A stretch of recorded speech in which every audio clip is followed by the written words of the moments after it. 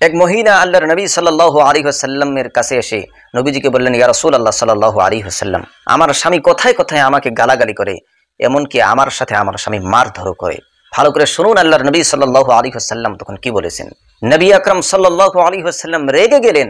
এরপরে নবীজি বললেন, হে পুরুষেরা, তোমাদের মুখ কালো হয়ে যাক, তোমাদের চেহারা কালো হয়ে যাক, তোমাদের লজ্জা করে না? তোমরা এক সময় নারীদের সাথে মারপিট করো, আর এক সময় সেই নারীদের সাথে তোমরা এক বিছানায় শুয়ে থাকো, তাদের সাথে স্নেহ মমতার ব্যবহার করো। তোমাদের লজ্জা করে না এরকম ব্যবহার করতে? তাদের সাথে দাসীর মতো করে তাদের সাথে মারপিট করো। নবীজি পৃথিবীর পুরুষদেরকে বলিয়ে দিতে চান, হে পুরুষেরা, নারীরা তোমাদের দাসী নয়, নারীরা তোমাদের। আসসালামু আলাইকুম রাহমাতুল্লাহি তাআলা ওয়া বারাকাতুহু। গতকাল আমি আপনাদের সামনে এই বিষয়ে আলোচনা করেছি যে একটা ঘরকে জান্নাত বানানোর জন্য, একটা ঘর সুখে দুঃখে সংসার করে খাওয়ার জন্য নারীর ভিতরে কয়েকটা কোয়ালিটিজের দরকার হয়, কয়েকটি গুণ নারীর ভিতরে থাকতে হয়। তেমনি করে শুধু নারী যে একটা ঘরকে সুখে রাখবে তা নয়, পুরুষের কতগুলো জিম্মেদারি আছে। পুরুষের ভিতরেও কয়েকটি গুণ থাকা লাগবে, তারপরেই সে ঘরখানা জান্নাত হবে। শুধু নারী জান্নাত বানানোর চেষ্টা করবে, শুধু নারী ঘরখানাকে সুখে রাখার চেষ্টা করবে, আর পুরুষেরা যদি নিজের জিম্মেদারি আদায় না করে, এরপরেও সেই ঘরখানা কিন্তু সুখে থাকবে না। পুরুষদের ভিতরেও কয়েকটি গুণ পয়দা করা লাগবে, এরপরেই সেই ঘরখানা জান্নাত হবে, এরপরেই সেই ঘরখানা সুখময় হবে।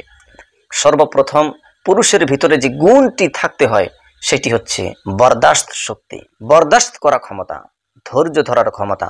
পুরুষের ভিতরে এটা সবচাইতে জরুরি জিনিস নিজের ঘরখানা শান্তিতে রাখার জন্য। কারণ আল্লাহ তাআলা পুরুষদেরকে বাড়ির সরবরাহ বানিয়েছেন, আল্লাহ তাআলা পুরুষদেরকে ঘরের মুরব্বি বানিয়েছেন। আল্লাহ সুবহানাহু ওয়া তাআলা বলেছেন, ওয়ালির রিজালি আলাইহিন্না দারাজা। পুরুষদেরকে নারীদের উপরে আল্লাহ তাআলা সরবরাহ বানিয়েছেন। পুরুষদেরকে আল্লাহ তাআলা একটা আলাদা সম্মান দিয়েছেন নারীদের উপরে, কারণ বাড়ির মুরব্বি বানিয়েছেন আল্লাহ তাআলা পুরুষদেরকে। এখন পুরুষেরা যদি মনে করে যে বাড়ির সরবরাহ, বাড়ির মুরব্বি যখন আমি, তখন আমি বাদশার মতো করে থাকবো, বিবি চাহে দাসীর মতো করে থাকুক, এই ভাবনা চিন্তা ভাবনা যদি কেউ নেয়, তার ঘর কোনোদিন সুখে চলবে না। পুরুষ যেরকম নিজেকে বাদশা ভাববে, এর সাথে সাথে তার স্ত্রীকে ভাবতে হবে বাড়ির রানী, এরপরে সেই ঘরখানা সুখে চলবে, এরপরেই সেই ঘরখানা শান্তিতে চলবে। আল্লাহ সুবহানাহু ওয়া তাআলার হাবিব হুজুরে আকরাম জনাবে মুহাম্মদুর রাসূলুল্লাহ সাল্লাল্লাহু আলাইহি ওয়াসাল্লাম স্ত্রীদেরকে অনেক আদর করতেন, অনেক মহব্বত করতেন। হাদিসের ভিতরে শত শত হাদিস পড়ে রয়েছে এর গাওয়াহি দেওয়ার জন্য, সাক্ষ্য দেওয়ার জন্য। বলতেছিলাম, সুখে দুঃখে সংসার করে খাওয়ার জন্য পুরুষের ভিতরে সবচাইতে প্রয়োজনীয় যে জিনিস সেটা হচ্ছে বরদাস্ত শক্তি। তার ধৈর্য থাকতে হবে, তার বরদাস্ত শক্তি থাকতে হবে। দেখা যায় সমাজের ভিতরে, হয়তো আপনারা লক্ষ্য করেছেন, যে পুরুষ কোথায় কোথায় রেগে যায়, যে পুরুষের ভিতরে ধৈর্য গুণ নাই, পুরুষের ভিতরে বরদাস্ত শক্তি নাই, সে ঘরে ছোট্ট ছোট্ট ব্যাপার নিয়ে বড় বড় ঝগড়া পেশাল মারপিট সৃষ্টি হয়ে যায়। ছোট্ট ছোট্ট ব্যাপার নিয়ে, আজকে তরকারির মধ্যে ঝাল কেন বেশি হয়েছে, আজকে লবণ কেন বেশি হয়েছে, আমার কাপড় কেন ধুয়ে দেওয়া নাই, এরকম ছোট্ট ছোট্ট ব্যাপার নিয়ে সংসারে কাজিয়ে সৃষ্টি হয়। পুরুষের ভিতরে যদি ধৈর্য গুণ না থাকে, বরদাস্ত করা শক্তি না থাকে, কারণ সংসারে অনেক ঝামেলা হয়, অনেক ঝামেলা হয়, কিন্তু পুরুষ যদি সেই জায়গায় ধৈর্য না ধরে, তাহলে সেই ঝামেলা মহা ঝামেলা হয়ে দাঁড়াবে। সংসার টিকবে না যদি পুরুষের এই বরদাস্ত শক্তি না থাকে। কোনো সময় হয়তো মা বাবার সাথে ঝগড়া হবে, কোনো সময় ভাই বোনের সাথে ঝগড়া হবে, কোনো সময় ছেলে মেয়েদের সাথে ঝগড়া হবে, কোনো সময় স্বয়ং স্বামীর সাথেও ঝগড়া হয়ে যেতে পারে, রাগারাগি হয়ে যেতে পারে।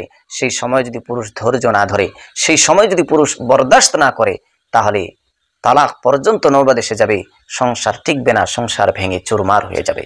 তো সর্বপ্রথম পুরুষের ভিতরে যে কোয়ালিটি থাকা দরকার সেটি হচ্ছে বরদাস্ত শক্তি। 2 নম্বরে পুরুষের ভিতরে যে গুণ থাকা দরকার সেটি হচ্ছে পুরুষদেরকে কামচোর হওয়া যাবে না, স্বামীদেরকে কামচোর হওয়া যাবে না।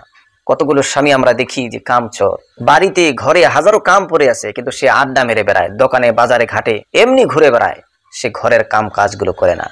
তার বিবি দাসীর মতো করে বাড়িতে কাম কাজ করে, সে কাম কাজেও তো যায় না, চোখে বাজারে ঘাটে ঘুরে বেড়া, ঘরের কামও করে না।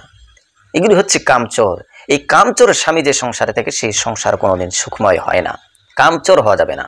তার যে দায়িত্ব রয়েছে স্ত্রীর উপরে, তার যে জিম্মেদারি রয়েছে, সে জিম্মেদারি তাকে পরিপূর্ণ হিসেবে আদায় করতে হবে।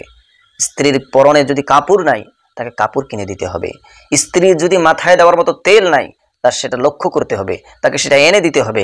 স্ত্রী যদি বলে আমার আজকে ক্রিম ফুরে গেছে, আজকে আমার এই জিনিসটা নাই, কালকে ওই জিনিসটা নাই, যদি ক্ষমতা দিয়েছে তাহলে তোমাকে আনে দিতে হবে।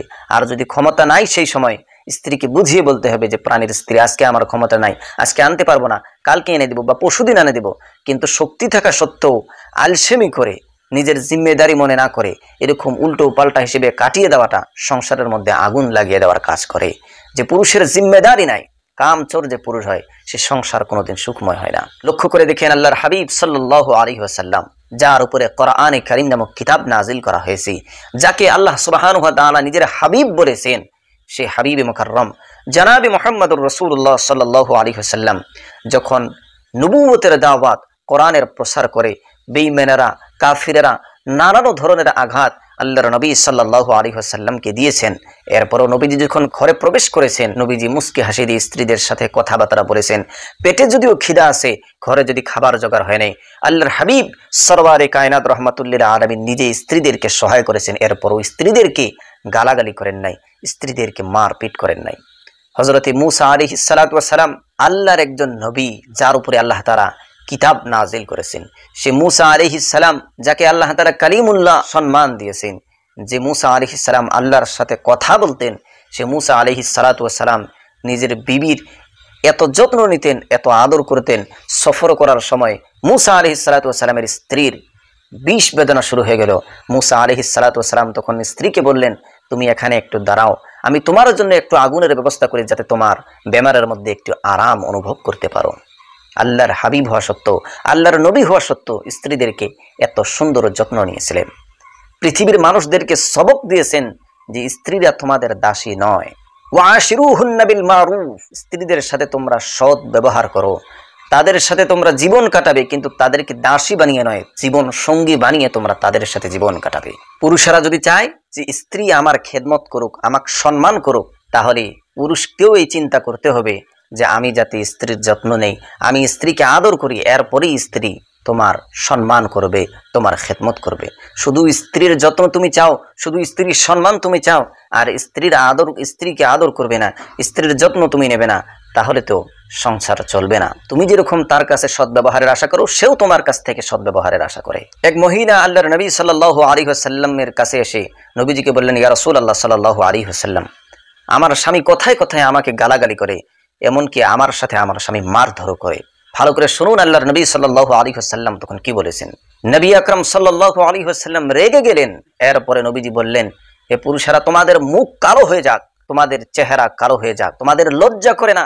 তোমরা এক সময় নারীদের সাথে মারপিট করো, আর এক সময় সেই নারীদের সাথে তোমরা এক বিছানায় শুয়ে থাকো, তাদের সাথে স্নেহ মমতার ব্যবহার করো। তোমাদের লজ্জা করে না এরকম ব্যবহার করতে? তাদের সাথে দাসীর মতো করে তাদের সাথে মারপিট করো। নবীজি পৃথিবীর পুরুষদেরকে বলিয়ে দিতে চান, হে পুরুষেরা, নারীরা তোমাদের দাসী নয়, নারীরা তোমাদের জীবন সঙ্গী।